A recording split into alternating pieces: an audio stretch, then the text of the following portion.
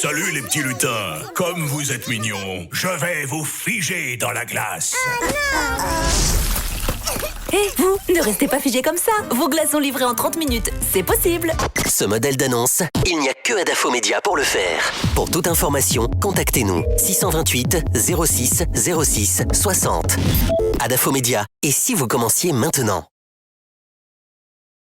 Tous les matins également sur Espace TV, mesdames et messieurs, merci à vous qui nous rejoignez dans la deuxième partie de cette émission Les Grandes Gueules sur Radio Espace en simultané sur Espace TV, à vous qui nous écoutez en région sur Fraternité FM du côté de Mamou.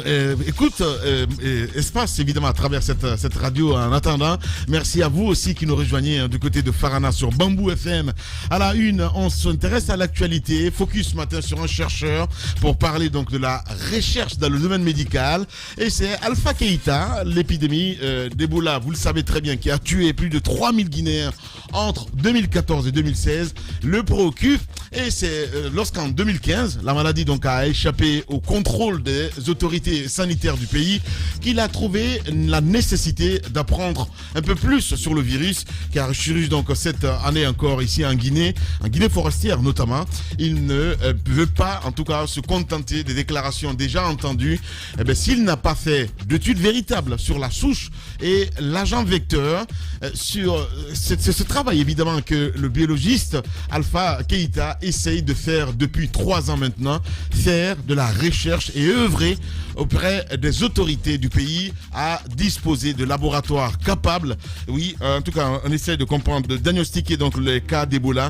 Et Alpha parlera ce matin de lui, de l'épidémie d'Ebola, du système sanitaire de notre pays et de ses travaux de recherche. Il sera avec nous d'une minute à l'autre, évidemment, dans ce studio. On va essayer de partir avec quelques messages que vous avez bien voulu laisser là, évidemment, sur le 657 39 13 13, avec la complicité, évidemment, de Mohamed Diaby. On va essayer de partir avec quelques messages, évidemment, des auditeurs, avec ce premier message qui nous parvient à l'instant T.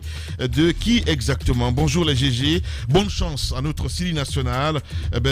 Espace toujours imité, jamais égalé. Jules de Fogo depuis Solo Primo qui nous envoie ce message. Bonjour les GG, si on dit qu'il y a la corruption dans les mines en Guinée, une réalité, Alpha Condé n'a jamais publié donc les redevances minières, c'est pourquoi la plupart de corruption dans les mines, l'homme de Koya qui nous envoie ce message. Sinani aussi qui nous écrit bonjour à l'équipe, bonjour à toute l'équipe des GG, soupçonné d'une personne est différente de la réalité, ce que monsieur a approfondi ses enquêtes, sinon il est sur un mauvais chemin. Pendant ce temps, le président de la République est tranquille et serein et le monsieur a tapé poteau. Voilà, c'est Sinani, RPG Arc-en-Ciel qui nous envoie ce message. On va rester dans le sillage avec cette autre réaction, évidemment. Lui, il est à Farana. Bonjour, c'est Fodessano depuis Farana. Lamine, s'il vous plaît, il faut poursuivre ce dossier. C'est très grave. Si c'est ça, gouverner autrement. Bon, il pose la question, évidemment, notre ami du côté de Farana, Fodessano. Bonne journée. Voilà, il nous écoute évidemment de ce côté sur Bambou FM, évidemment, qui relaye cette émission. On va rester dans le sillage avec Moria Kaba du côté de l'UFR qui nous écrit également. Bonjour les GG, nous saluons et encourageons la démarche de M. Sorel et son mouvement collectif pour la transition en Guinée, l'activisme citoyen des lanceurs d'alerte. Voilà le genre d'engagement que le peuple martyr de Guinée attend de ses intellectuels patriotes. Notre nation se meurt, nos ressources pillées, notre avenir compromis, que chacun agit comme il peut pendant qu'il est temps. La Guinée mérite mieux. Moria Kaba du côté de l'UFR.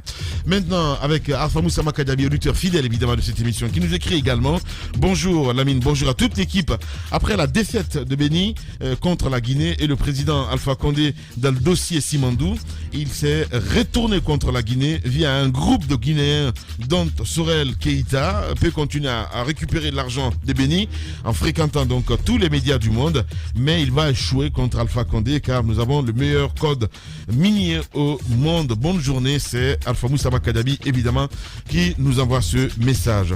Merci à Poutine qui nous envoie maintenant vos tweets évidemment sur le hashtag Espace GG avec ce premier tweet qui nous parvient. Ahmed Tiyanba qui nous écrit bonjour les GG, pour le match de ce soir, Didier Six doit faire un choix gagnant pour battre le Mali. En attaque, il n'aura pas meilleur que Mohamed Nyanya. Le gars est complet et connaît parfaitement le stade de Nongo. en défense. Mohamed Ali a titularisé. À nous la victoire, il le dit ce matin, notre ami Ahmed Tidiane Ba. Sekou Cheikh Dakité également qui nous écrit également. Bonjour la team. Le Sili face à ses voisins Aigles du Mali n'a pas droit à l'erreur aujourd'hui pour arracher donc son ticket de qualification. Une chose est sûre, avec la confiance portée sur ces quelques joueurs locaux, l'espoir est permis, il veut dire. Merci beaucoup. Lui, c'est Sekou Cheikh Dakité qui nous a envoyé ce message. Toujours sur Twitter avec Pathé Kourou Diallo aussi qui nous écrit. Bonjour LG, bonjour à tous. La disqualification du Tchad à cette course de la qualification de la CAN lance un grand défi à notre Sili national. Je pense que l'État et la population doivent donc mettre la pression derrière cette équipe pour que nous gagnions ce match. Adama de Myriam aussi qui nous écrit sur Twitter, hashtag espace GG, bonjour les GG, je n'ai rien contre l'équipe nationale, mais je n'ai pas confiance, voilà, il dit, je n'ai pas confiance en cette équipe, surtout face à une équipe dynamique et motivée comme celle du Mali. Nous avons des bons joueurs, mais ils sont en manque de patriotisme, c'est pas possible. Footballistique, c'est Adama de Myriam qui nous envoie ce message. C'est Lou, le Guinéen Ba, qui nous écrit également sur Twitter, j'espère que cette fois-ci, le Sili va gagner avec une autre démonstration, malgré notre fédération est faible de ses responsabilités, comme notre pays a choisi donc de gouverner autrement et le Sili jouait normalement, ça va nous aider. Lui, il est à Douala, il nous regarde évidemment sur Espace TV. On reste avec cet autre aussi, lui c'est Saint-Augustin Povogui qui nous écrit. Je suis persuadé que notre Sili remportera ce match. Voilà, merci beaucoup pour Povogui. Youssef Kaba qui nous écrit également. Très belle analyse pour Fatia Tunkara. Avec un peu plus d'organisation et d'efficacité dans le jeu, notre équipe peut gagner. Voilà, il veut dire notre ami Youssef Kaba. Almami Diop aussi qui nous écrit sur Twitter. Amer est une société fantôme qui n'existe que par le nom. Cela fait des années qu'elle est installée, mais elle ne respecte aucun engagement pris avec l'État. Elle est là et que pour le blanchiment d'argent. Une autre façon de nous arnaquer. Hashtag espace GG. François 1er RJV qui nous écrit. La Guinée est un scandale géologique, risque d'être non fréquentable quand l'exclusif fait valoir des contrats gré à gré. Les mines doivent nous servir et non nous nuire. Tous les pays qui ont emprunté ce chemin, nous connaissons la suite. Hashtag espace GG. On va rester avec Fama National aussi qui nous écrit sur Twitter. Bonjour les GG, monsieur Ibrahim Sourel Keïta. S'il veut vraiment mettre lumière sur la corruption dans les mines, il n'a qu'à vraiment apporter les preuves. Voilà, le Fama a dit gouverner autrement, c'est aussi mettre la lumière sur la corruption. Moi je dis gouverner normalement. C'est aussi simple que ça. Il y en a marre à un moment donné. Allez, on va continuer l'émission Mafoudia Bangoura, évidemment, avec... S'il te plaît. Ahmed, on passe. Voilà, c'est bon. C'est l'absus. Mafoudia Bangoura. Mafoudia. Je ne peux pas laisser passer ça, la ligne. Qu'est-ce qu'il y a? Je dis Mafoudia Bangoura. Non, tu as dit ma femme. C'est proche de Mafoudia. Non, la ligne. Attends, je vais l'imiter. Assume. J'assume. On a écouté Sorel, ma grande ma foi. On a écouté Sorel et ce que je tiens déjà à souligner, c'est que c'est un acteur politique ou de la société civile qui donc a le droit de s'intéresser à la gestion publique. Et aujourd'hui, on sait que le domaine des mines est un secteur clé et c'est justement dans ce domaine qu'il y a beaucoup de choses qui se passent. On ne va pas l'occulter. Le président le reconnaît. Je pense que tous les administrateurs aujourd'hui reconnaissent. Ce qui se passe avec ce dossier, à l'écouter, on comprend bien ses craintes. Mais c'est vrai qu'on a eu à poser à Ahmed et moi la question autour de la responsabilité du président de la République. Il parle du fait que le président ait reçu ces personnes. Et moi, je le comprends bien. Peut-être pour Ahmed, c'est pas un problème, mais peut-être pour lui, c'est un problème dans le sens où le président de la République, quelles que soient les entités qu'il doit recevoir, je pense qu'il a obligation de se rassurer que ce sont des entités sérieuses. Certes, pour un début, peut ne pas avoir fiable, parce que on a eu plusieurs cas comme ça où je pense que c'est dans ce studio même la semaine passée, on parlait d'un dossier où justement parce qu'une société ne répondait pas aux normes, ça a empiété sur le travail des autres et finalement c'est le contribuable, c'est nous qui perdons, les projets ne sont pas réalisés. Donc dans un domaine comme les mines, qui attirent beaucoup de monde, évidemment, de par le monde entier, il y a des investisseurs qui voudront venir en Guinée. Mais je pense que ce qu'on peut demander au président de la République qui les reçoit, c'est cette garantie, c'est cette assurance qu'il doit avoir avant de recevoir les gens et avant même de leur donner des projets. Maintenant, au-delà de cette responsabilité... On appelle ça enquête de moralité. Exactement, du côté du président. Maintenant, il parle d'autres cadres qui les aurait introduits. Quelle est la nature de leur rôle? Lui-même, il ne s'étend pas, c'est vrai, sur des éléments clés, mais je pense que le plus important, c'est de savoir qu'il y a aujourd'hui une poursuite judiciaire, qu'il y a la justice qui s'est intéressée, c'est à la justice, justement, de ressortir ce qui n'a réellement pas marché, parce que c'est très important. Il y a certainement la forme qui peut commander le fond. Aujourd'hui, on a une société qui vient, qui ne répond pas aux normes. À quoi est-ce que vous vous attendez qu'il fasse dans un pays? Il viendra, il se fera de l'argent, il partira. Et lorsqu'il donne des exemples par rapport au fait que c'est ici même que cette société a eu de l'argent. Le capitalisme sauvage. Sauvage, et ça n'arrange aucun pays. Est-ce que c'est pour autant condamnable? On ne sait pas. Non. En fait, ce qu'il faut aussi noter rapidement, c'est que à l'interne ou à l'international, on met en place aujourd'hui des instruments pour justement éviter ce capitalisme sauvage. Parce que parce que c'est le capitalisme, on laisse le soin à chacun selon son intelligence de proposer et de marcher sur d'autres. Je pense que ça, c'est un problème. C'est pourquoi il y a ces instruments, il y a ces enquêtes de moralité, il y a beaucoup d'éléments qui doivent permettre à ce que dans un pays comme la Guinée qui mise sur les mines, que lorsqu'il y a des investisseurs qui viennent, que ce soit des investisseurs qui répondent aux normes, donc qui vont faire un travail qui bénéficiera aux populations. Et je crois que l'essentiel de l'inquiétude, c'est autour de ça. Justement. Parce qu'on se rappelle du projet, des problèmes liés à Simandou, Vallée. Je pense que c'est les mêmes réalités, en fait, cette corruption dont on parle tout le temps. Voilà, allez-y, mon cher Jacques Lévalino. Moi, je pense déjà que Sorel, qui communique sur le dossier, ne peut pas être, en tout cas, mal vu. Il a des soupçons de corruption, il porte plainte. Justement. Et déjà, c'est le rôle de la société civile. Le côté positif de sa démarche, c'est que le parquet national financier a accepté donc la plainte et décide d'ouvrir une enquête.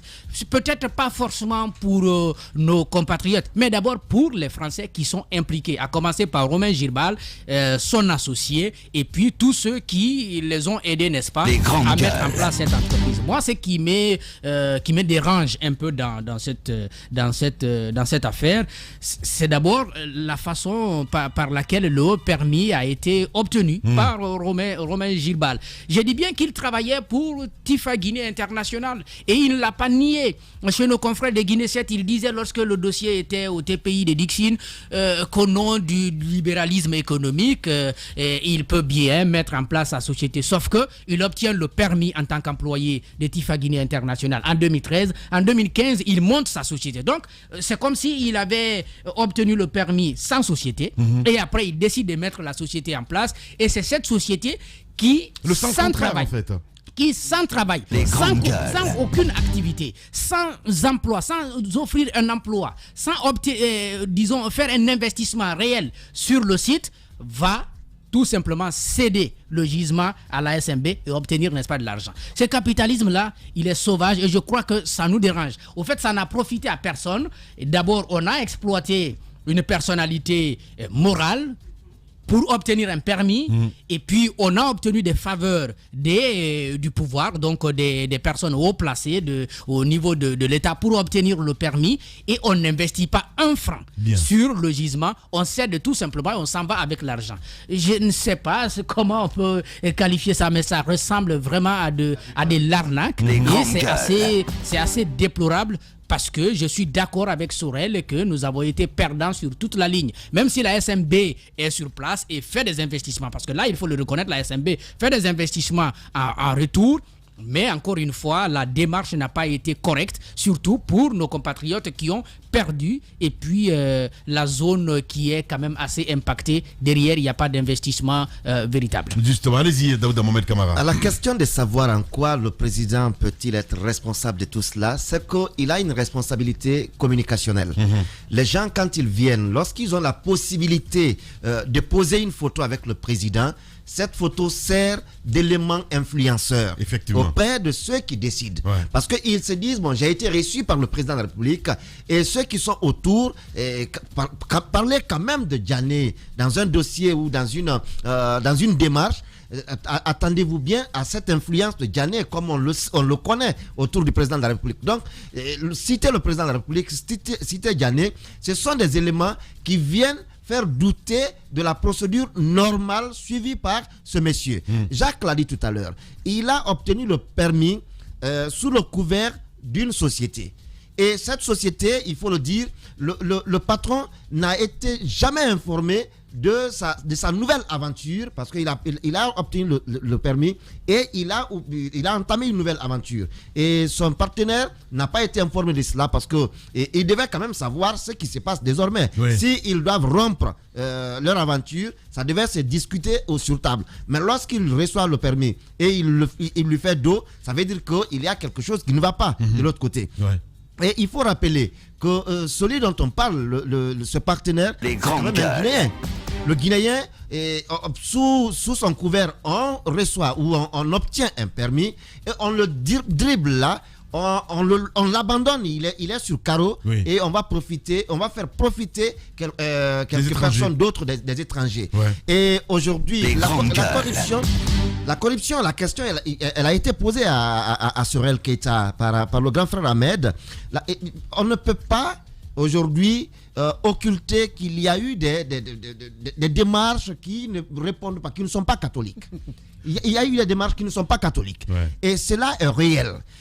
Et aujourd'hui, c'est vrai que l'avocat du président de la République dit n'avoir pas été saisi ou ne se reproche de rien d'un côté ou de l'autre, mais il y a à se poser des questions sur en quoi Mohamed Diané, le ministre de la Défense actuel, en quoi a-t-il été un poids pour... Quel a été son rôle? Quel a été son rôle dans cela? Parce qu'il est cité. Il faut qu'il soit entendu pour savoir, non, je l'ai reçu tout simplement parce que le président m'a demandé de le recevoir. Et pourquoi lui a-t-il été reçu par le président pendant qu'il y a des services compétents? Il y a le ministère des Mines, il y a d'autres structures qui ont pour responsabilité de discuter de ces cadres-là. Ce n'est pas le président de la République qui délivre un permis. Ce n'est pas lui. Peut-être il a des liens avec le monsieur, mais ce n'est pas à lui de délivrer un permis. Alors, en quoi son déplacement peut s'expliquer du côté de la présidence? Ce secteur, il faut le comprendre un petit peu, parce que c'est comme le secteur de la pêche, par exemple. Je veux dire, le permis de pêche et tout ça, c'est à la présidence. Hein? Oui, voilà, c'est à la présidence. Le ministre est là juste pour la forme. Hein? Et à ce niveau, il y a problème. À ce niveau, il y a problème.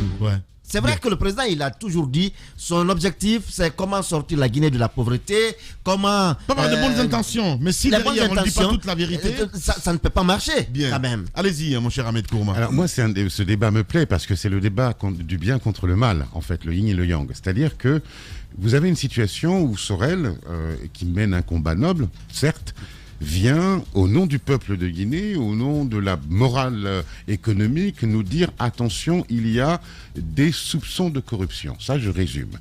La question que moi je pose encore une fois, et c'est peut-être me faire l'avocat du diable, mais c'est une question qu'il faut se poser. Est-ce que le capitalisme sauvage est condamnable devant les tribunaux ou est-ce qu'il est condamnable moralement? Première question. Deuxième question. Est-ce qu'un chef d'État partout dans le monde, en dehors d'Alpha Condé, qui reçoit des potentiels investisseurs, est coupable de corruption sous prétexte que l'affaire ensuite a mal tourné? Deuxième question. Troisième question, et là tu as raison, Mafoulia, c'est qu'il faut à un moment donné que les services de la présidence fassent ce qu'on appelle dans le business une due diligence, pour que, effectivement, les entreprises qui ont soit accès au permis minier ou voire même accès au chef de l'État, parce qu'il peut être une caution quelque part, il faut faire des enquêtes sur ces entreprises-là. D'où l'inquiétude. D'où l'inquiétude, je suis tout à fait d'accord. Voilà. Maintenant, la démarche de notre frère Sorel, là où moi je m'interroge... Excuse-moi Ahmed, non, laisse-moi placer ça, parce que en fait c'est le rôle des acteurs de la société civile aussi, d'alerter. Absolument, voilà. Je ne nie pas cela. Je dis juste que la Guinée, on en a parlé déjà, la Guinée doit se doter d'une intelligence économique pour faire des enquêtes sur ces entreprises-là. Mais là où le frère Sorel, pour ma part, le citoyen que je suis, est un peu dérangé, c'est-à-dire que j'ai l'impression qu'il y a une espèce d'amalgame et de fourre-tout. Pourquoi ? Est-ce que le président de la République, du fait qu'il ait reçu cette entreprise, est coupable de corruption? Je dis non.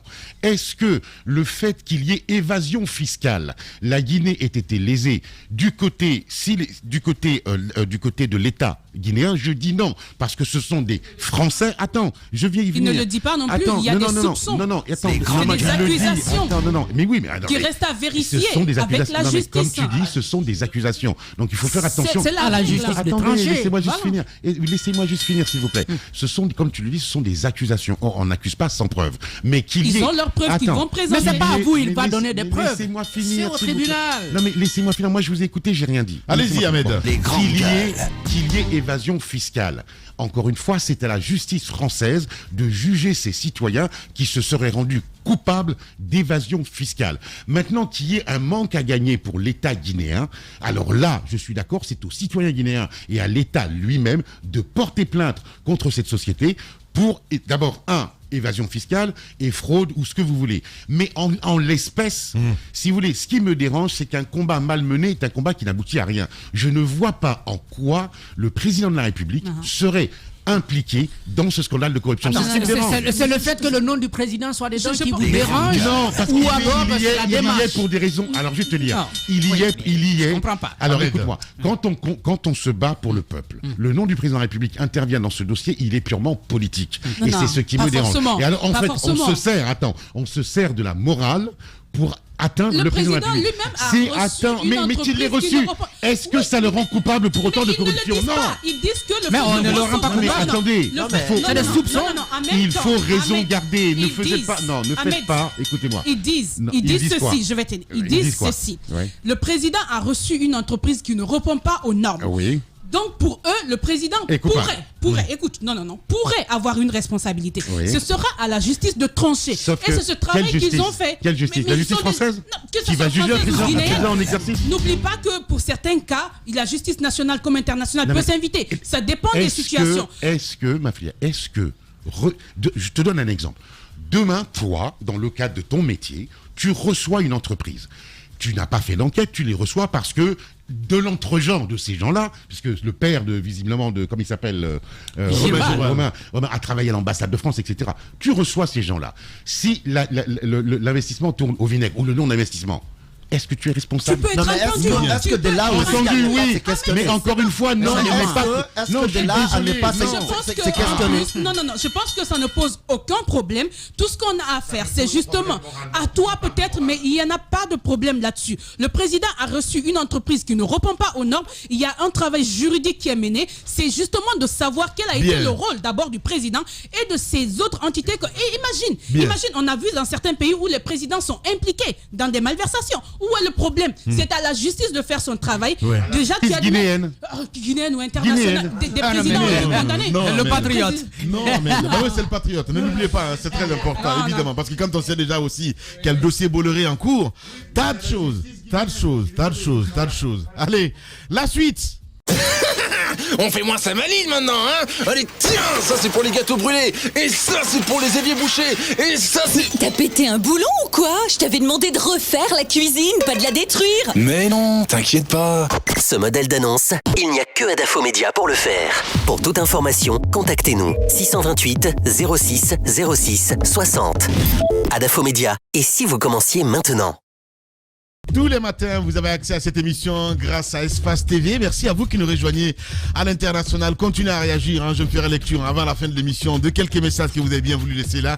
Avec plaisir, mesdames et messieurs.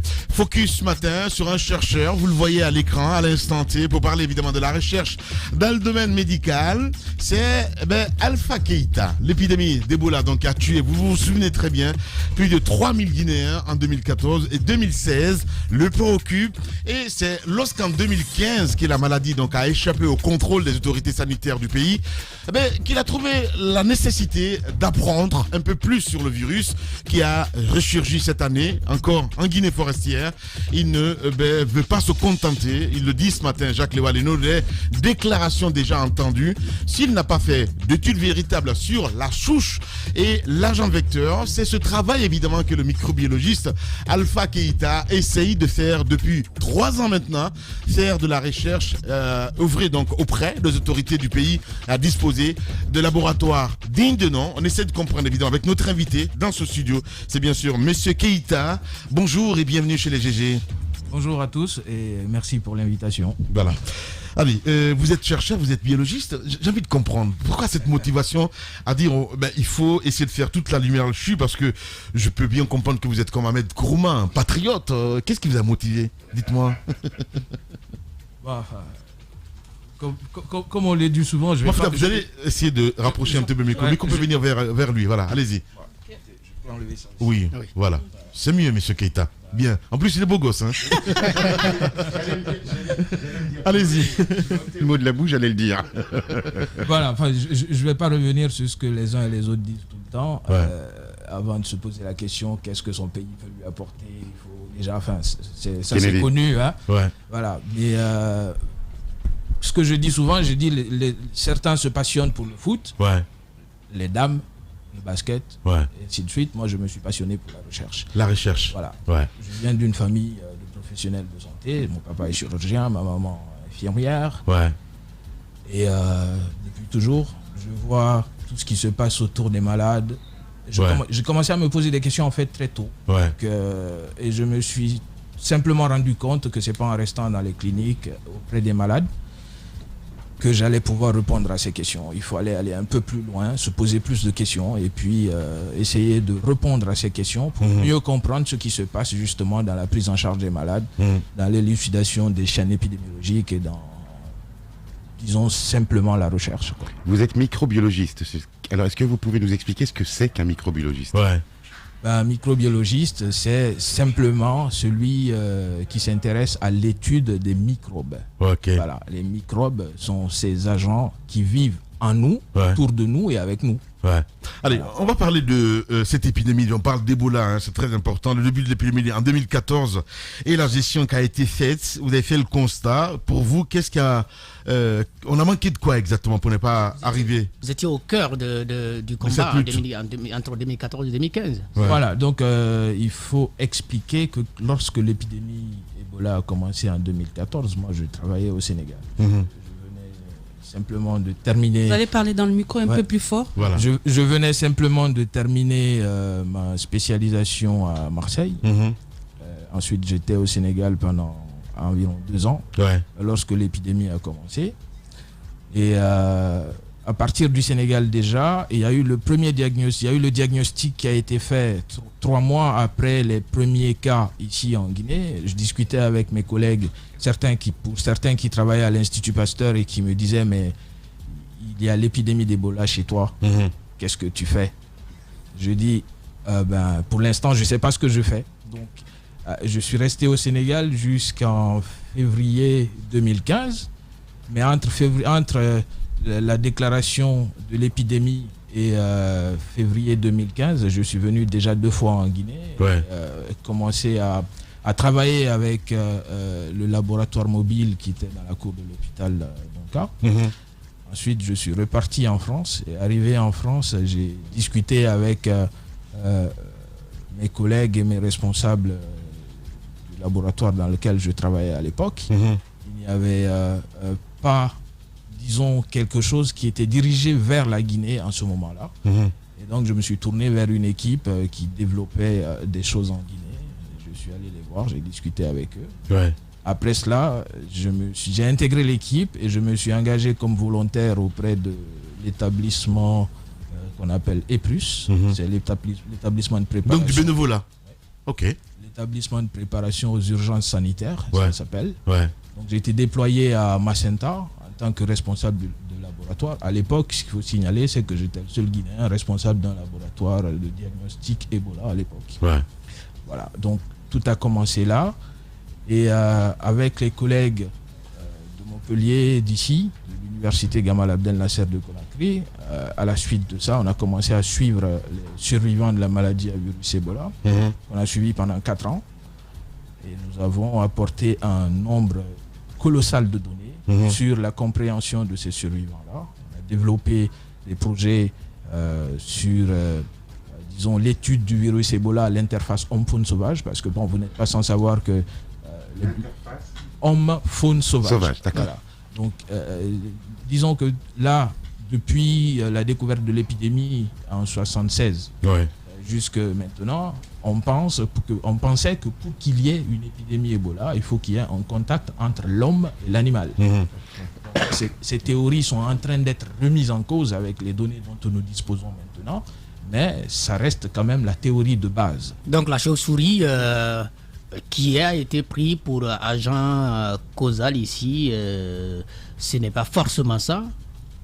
On ne peut pas dire que ce n'est pas forcément cela. On a les travaux de recherche qui sont réalisés sur la chauve-souris et d'autres espèces animales qui soit peuvent être réservoirs, hôtes amplificateurs, sont à des niveaux très avancés, mais aucune étude ne peut vous dire aujourd'hui avec certitude que la chauve-souris est réservoir d'Ebola ou pas.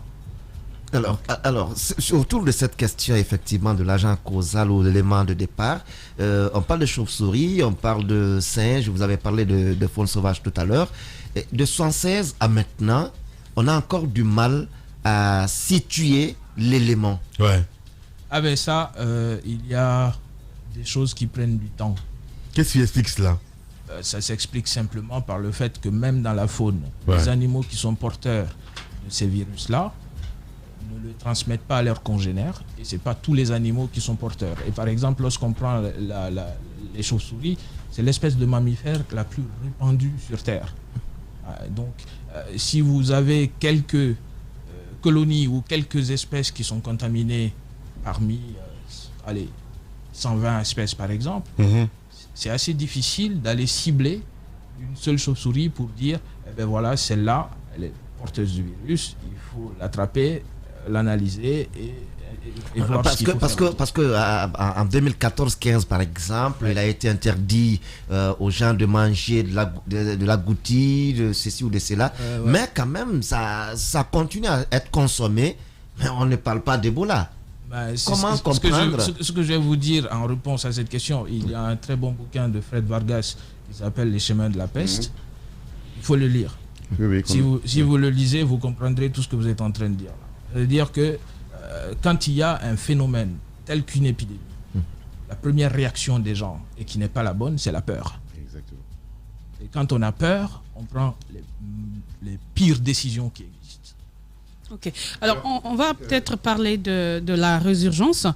Si au début, il y avait tous ces éléments qui pourraient expliquer l'arrivée, mais aujourd'hui, avec la résurgence, on a des informations comme quoi ce serait un cas de guéri d'Ebola déjà, qui aurait facilité cette résurgence. Qu'est-ce qui en est réellement? Est-ce que c'est une possibilité? Et quelle autre possibilité pourrait exposer encore la Guinée à d'autres épidémies d'Ebola? Ça, c'est une très belle question parce que je pense que nous qui avions trouvé séquencer le génome de l'épidémie actuelle, on avait peur des interprétations qu'on pouvait donner aux résultats une fois mis sur la place publique. Donc j'espère qu'après cette intervention, les uns et les autres comprendront que ce n'est pas si simple que ça. C'est vous qui avez séquencé le génome. Oui. Félicitations. On l'a fait ici, en Guinée, au Centre de recherche et de formation en infectiologie de Guinée. Félicitations. Voilà. Donc, merci. Et donc, lorsque on regarde un virus, ce sont nos amis en quelque sorte. Mais c'est comme cet ami qui vit avec vous, qui ne vous apporte rien, mais qui vous prend tout. Donc c'est un parasite. On en connaît beaucoup dans nos entourages. Terrible. C'est un parasite strict. Donc ce parasite, il a ce qu'on appelle un matériel génétique. Et pour les plus rigoureux d'entre eux, il y a un cocon qui entoure ce matériel génétique. Encore pour les un peu plus rigoureux, il y a une enveloppe autour de ce cocon. Donc il faut essayer de comprendre un peu ce qui se passe dans ce matériel génétique. Et ce matériel génétique détermine tout chez le virus. Grâce à ce matériel génétique, il se sert de l'humain pour produire les protéines, et ces protéines qui lui permettent de communiquer avec les gens, qui lui permettent de se défendre et qui lui permettent de grandir. Et ces protéines ont les mêmes fonctions chez nous, les êtres humains.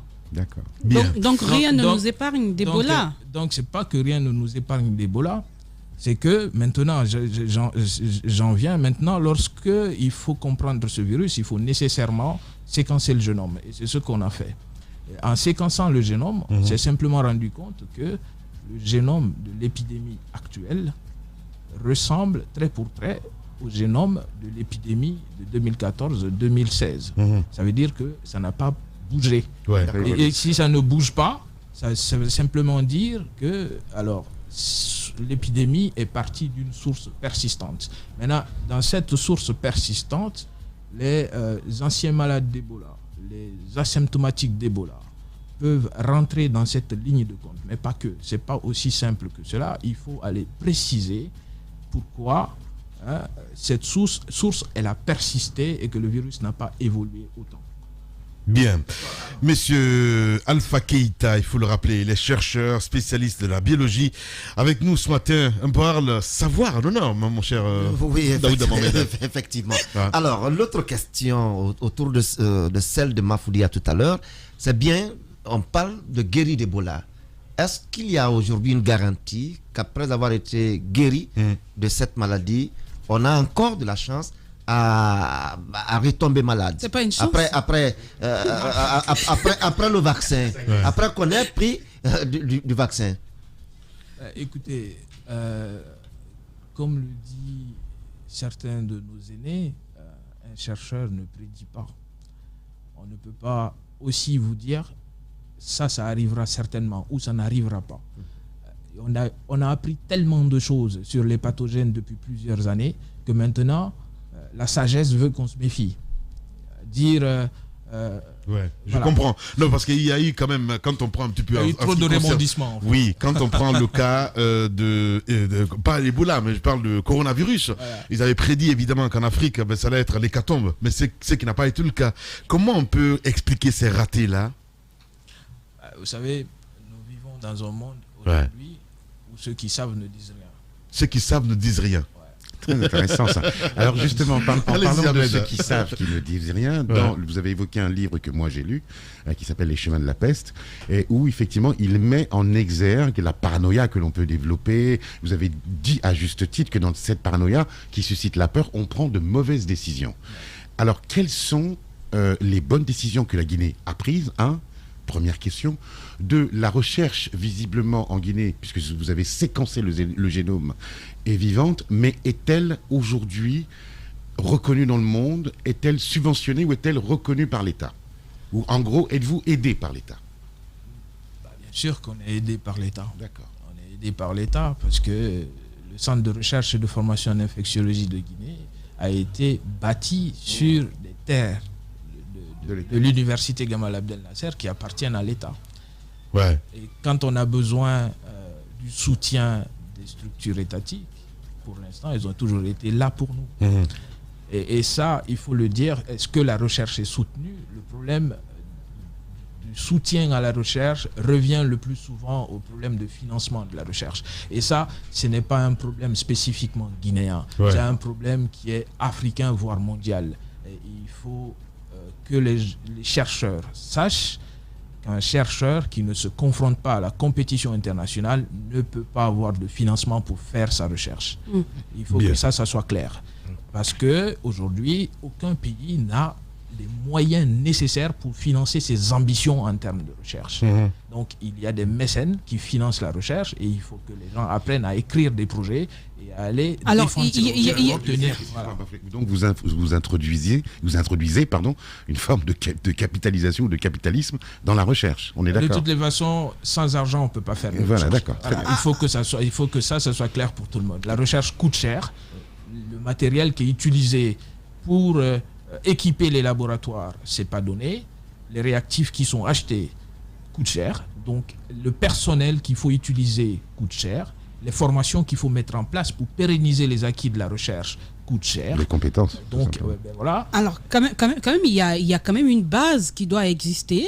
Par exemple, pour le cas Covid-ci, avec les nouveaux variants, il y a un moment, la Guinée n'était pas à mesure de dire si on avait des nouveaux variants parce qu'il n'y avait pas le matériel dont il fallait disposer. Par exemple, tout à côté, le Sénégal, disposaient de cet appareil. Est-ce qu'aujourd'hui, il y a eu des avancées de ce côté? Quand on parle de minimum, dites-nous s'il fallait évaluer, si on veut évaluer ce dont la Guinée dispose aujourd'hui par rapport à la Côte d'Ivoire, au Sénégal, en matière de recherche, où est-ce qu'on est réellement? Ce qu'il faut se dire, c'est que déjà, je suis contre le fait qu'on compare la Guinée au Sénégal ou à la Côte d'Ivoire. Le Sénégal a l'Institut Pasteur depuis presque plus de 100 ans.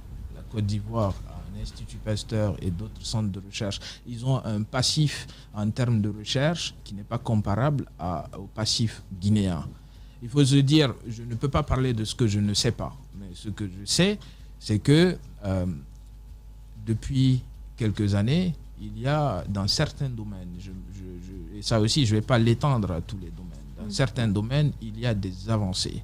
Hein? Maintenant, concernant le cas spécifique des variants Covid, c'est vrai qu'il y a, depuis le début de l'épidémie, quand vous parlez du début de l'épidémie à coronavirus, il y a des équipements dont certains laboratoires ne disposaient pas.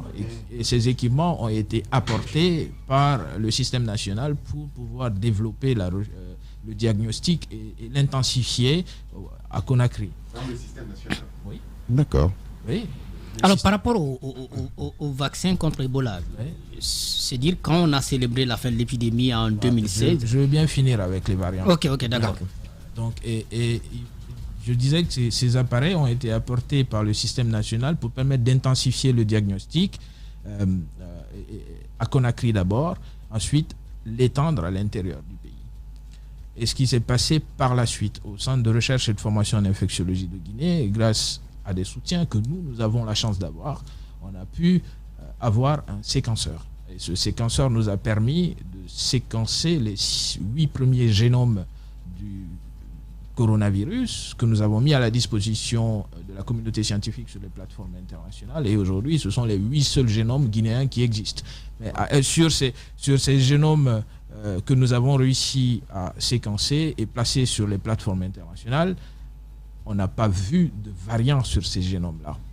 Mais cela ne veut pas dire que les variants n'existent pas, parce qu'on ne les a simplement pas cherchés. Nous sommes en train de mettre en place un effort de séquençage actuellement au CERFIG pour pouvoir continuer à surveiller ces variants. Mais bon, vous n'êtes pas sans savoir, avec les restrictions en termes de déplacement, les livraisons en termes de réactifs deviennent très difficiles. Parce que, comme je le disais il n'y a pas longtemps à quelqu'un, je dis les boîtes de biotechnologie ont transformé la majorité des pays africains en centres d'affaires. Ils ne viennent pas investir. Et alors, vous êtes, excusez-moi, je suis vraiment désolé. Donc, si je résume, on peut se taper la poitrine en disant vive la Guinée, c'est nous qui avons découvert le génome et qui l'avons séquencé. On est d'accord? Non. On ne peut pas se taper la poitrine. Et pourquoi? On ne peut pas se taper la poitrine parce que il faut se dire aussi que sans le soutien de certaines institutions extérieures, moi qui vous parle, je n'allais pas avoir ma formation. D'accord. On n'allait pas pouvoir mettre en place ce qu'on a mis en place. C'est quand même une découverte guinéenne. Oui, ça reste une découverte guinéenne, mais ça ne résume pas. Voilà, on se refuse de rentrer dans ce triomphalisme. Bien. Permettez-nous de l'être à votre place, alors, du coup. Les grandes gueules. D'accord, alors. Il n'y a que 3 minutes, les gars, allez-y. Alors, l'autre question que je pose, c'est bien autour des autres maladies. Vous êtes microbiologiste. On voit aujourd'hui un déferlement, si je peux le dire ainsi, pour la recherche de vaccins, ça et là, pour Ebola, ça l'a été, Corona aujourd'hui, mais il y a des maladies également qui tuent, qui continuent à tuer parfois plus que ces autres maladies, notamment le palu et autres. Est-ce que le travail approfondi, il est en train de se faire ou il s'est fait pour nous épargner des cas de mort qu'on enregistre dans ces maladies?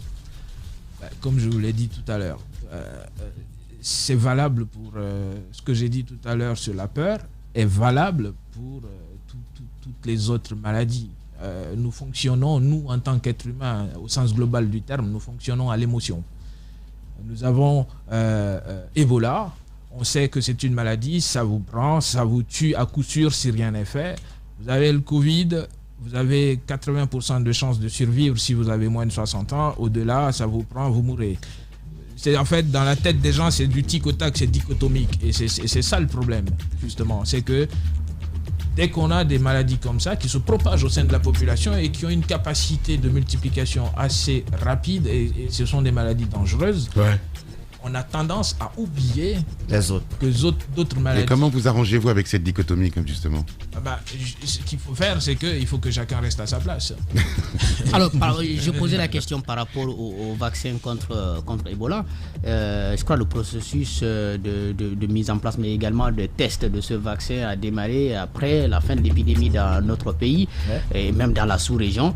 Disons, quel a été le niveau d'implication de la Guinée? Ce qu'il faut dire, c'est que on le valorise pas assez, hein, mais la Guinée a rendu un sacré service à la communauté internationale. Les autorités, en acceptant que ce vaccin soit testé sur d'abord eux, ensuite les populations guinéennes, ont rendu un grand service à la communauté internationale et à tout le monde en quelque sorte. Parce que les résultats des tests qui ont été effectués en Guinée n'étaient certes pas concluant d'une certaine façon, parce que c'était un premier test. Mais c'était pas risqué? Si, justement. Un risque mesuré, en quelque sorte. Merci beaucoup, Monsieur Keïta, en tout cas, d'être passé nous voir ce matin, ici à Espace. Merci beaucoup. Voilà, allez, on a terminé ce matin. On parlera évidemment demain on parle d'augmentation du prix du carburant, mon cher Jacques Leroy. Bon, rien n'est encore décidé. On dit c'est probable si après le Ramadan à seulement si à l'international le prix du baril ne baisse pas, on va augmenter. Donc c'est ce qui est dit et nous croisons les doigts. Voilà, c'est bien dit. Je voudrais juste rajouter qu'on se le dise, la Guinée a sauvé le monde. Merci beaucoup.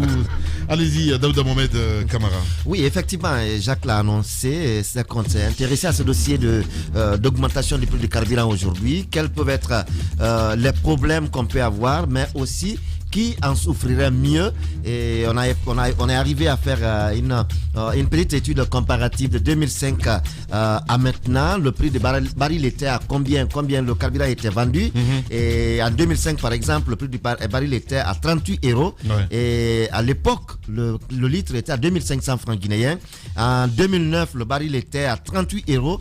Le litre a été vendu à 4500 et en août 2020 à 37 € et le prix à la pompe à 9000 francs en 2000 et là également on paye jusqu'à présent à 2000 francs, près de 4500 il faut le dire, constitue aujourd'hui des taxes de prélèvement sous le régime du président Alpha Condé. Donc on pourrait bien revenir sur ce qu'on a on a déjà sur cet élément. C'est qu'aujourd'hui, ce qui sidère dans toute cette affaire, c'est qu'il y a aujourd'hui des autorités qui ont leur dotation en carburant.